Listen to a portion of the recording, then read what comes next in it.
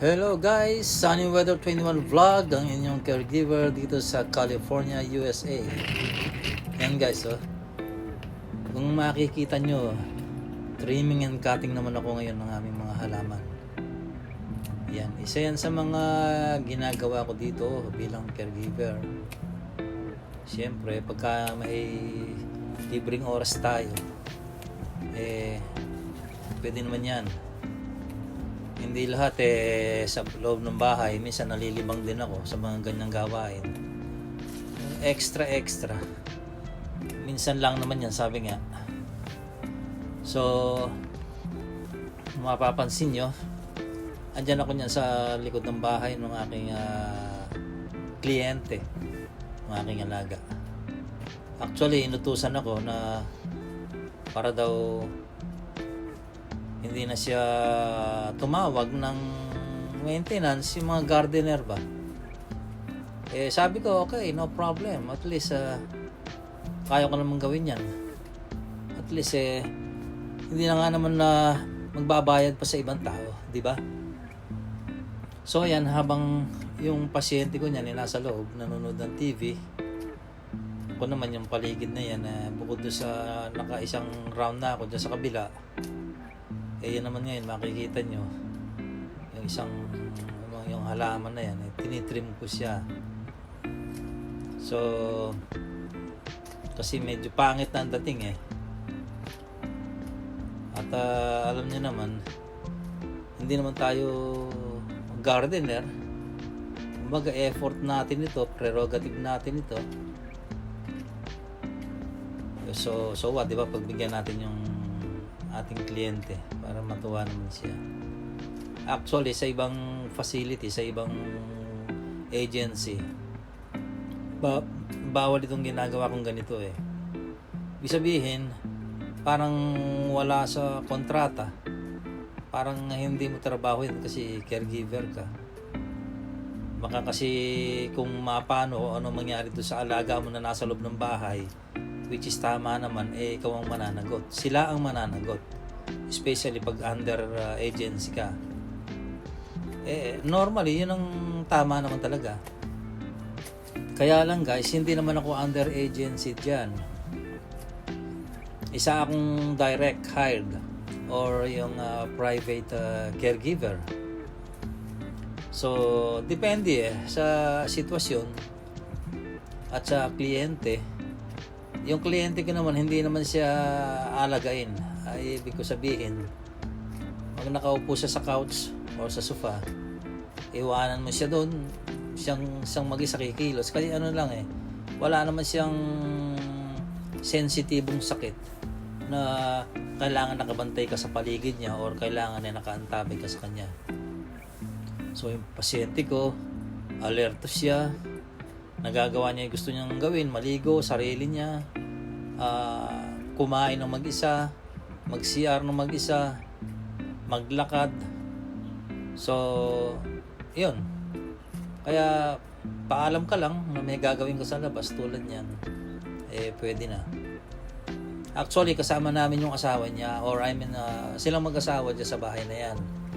So, inutusan ako nung asawa, dahil nga para hindi nga naman umarkila pa or umupa ng ibang taong gagawa niyan. So, alam niyo guys, bilang isang caregiver dito sa California or siguro kahit saan, dapat dyan di ba, yung nakafocus ka, nakatutok ka lang doon sa pasyente mo. So, nasa tabi ka niya, yung visible ka, madali kanyang tawagin, madali kanyang makakita in case na kailangan niya ng tulong mo, may pag-uutos sa'yo, naka-rescue ka agad. So, yun naman talagang tama. At tulad ng sabi ko sa inyo, sa mga agency, hindi pwede yung ganitong trabaho. Kaya lang, prerogative natin yan Unang-una, utos naman ng kanyang asawa. So, ibig ko sabihin, may consent, may permit. So, yun, excuse me, parang ganun ba? O diyan ka muna, manood ka muna ng TV. At ako'y lalabas muna, magdidilig ng halaman, magugupit ako ng dahon, ganun. Parang magwawalis-walis, ganun. Yun naman nangyayari naman yan. At acceptable naman yan. Well, siyempre, wish natin na walang mangyaring aksidente o masama doon sa alagaan natin sa loob ng bahay. Ako naman positive kasi nga depende sa sitwasyon doon sa kalagayan ng pasyente. Alright? Okay, thanks for watching guys. Stay tuned. Ayan. Kung mapapansin nyo, tulad ng nasabi ko, dyan sa kabilang side, sa left side ko, nag-trim din ako dyan. Medyo malaki-laking puno yun. Medyo matagal yun actually. So ito pangalawang beses na lang to. Kapapahinga ko lang dito. At nagkape na ako rito, nag-snack na ako, and then ito lumabas ako sa pangalawang round ng akin trimming and cutting. Yan. Pagkatapos niyan, siyempre yung mga dahon na trim nasa floor, walis-walisin yan, kumbaga lilinisin yan, yung mga kalat na yan, at siyempre ilalagay sa basurahan.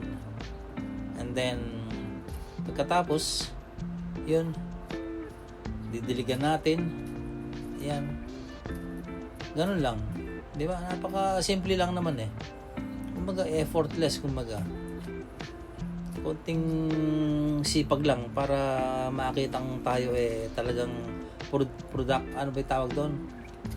productive yung sipag, yung mga Pilipino, ayan, number 1 yan. Kumbaga hindi lang pang sarili ko, nadadamay na rin yung ibang Pilipinong katulad natin. Okay? So ayan guys, naka white t-shirt pa ako, and then yan, naka shoes. Ano na yan kumbaga actually summer na dito, at hindi pa sumisilip yung haring araw, kaya ganyan na medyo makulimlim. Kung mapapansin nyo, maulap. So maybe after 30 minutes or 1 hour mainit na talaga namang kailangan nasa loob ka ng bahay at naka-aircon ka. Kaya lang naman yan, katulad yan, hindi ka masyadong papawisan, hindi masyadong mainit, so okay pa rin. At matatapos yung ginagawa ko na yan nang hindi natin mararamdaman ng masyadong init. Okay?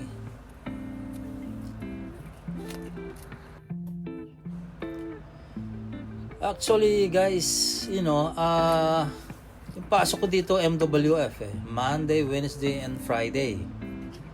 So normal ko namang ginagawa yun, lalo na pag yung aking alaga tapos na mag-breakfast, ganon, yung nasa harap ng TV nanonood, yung pagdidilig ng halaman.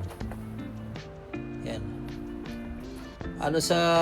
Hindi ko naman kinakalimutan yan kasi nga summer dito, yung matinding sikat ng araw, madaling matuyo yung lupa. So ako yan nakahiligan ko yung ganyan Actually ang dami kong naging dito, client or alaga. Pag may mga ganyang puno sila sa mga backyard nila, may mga tanim-tanim, kung ano man yan, hindi na kailangan utusan. Pag nakita ko na nanunuyo, lalo na yung mga puno, talagang dinidiligan ko na yan. Kasi yan ang pakinabang natin sa mga puno at halaman hindi naman basta-basta, di ba? Nakakaganda ng kapaligiran yan. So kung nakikinabang tayo, dapat sila makinabang din sa atin. Yun nga, sa pamamagitan ng pagdidilig ng regular, di ba? Tapos ayun, yung pagtitrim nga na yan, pagkakat ng mga malalaking sangay, mga dahon, yung paglilinis sa puno nila, yung mga dahon na natuyo para magandang tingnan. At napupuri tayo pagdating sa ganyan eh. Yung mga kahit hindi ko utusan eh, kung meron kang kusa. Meron kang, yun nga, yung hindi ka dapat pokpokin at alam mo na yung gagawin mo. Yan tulad ng ginagawa ko ngayon, di ba? Yung mga tuyong dahon sa ilalim ng mga puno na yan, ipunin natin para magandang tingnan bago natin na diligan. Magandang tingnan. Well, tulad na sabi ko, hindi lang tayo caregiver dito. May mga pagkakataon na ganyan, utusan ka man o hindi, eh alam mo naman yung tama at alam mo naman yung dapat gawin. Basta alam nating safe, yun ang importante. Basta alam nating safe yung ating alaga, eh pwede tayong gumawa ng extra na trabaho katulad yan. Yan eh, kumbaga puntos sa atin, puntos sa mga Pilipinong caregiver, hindi lang sa akin. So napapansin yan siyempre, at kumbaga malaking bagay din sa karir natin, at alam mo na, malaking bagay din sa mga Pilipinong OFW kung nakikita nila na ang mga Pilipino pala may kusa. O, diba? Sarap pakinggan. Alright guys, see you on my next video. Subscribe naman dyan, like and share kung pwede. At sa susunod na video guys, kita-kita uli. This is Sunny Weather 21 Vlog, ang inyong caregiver dito sa California, USA. Alright guys, stay safe everyone. Bye bye.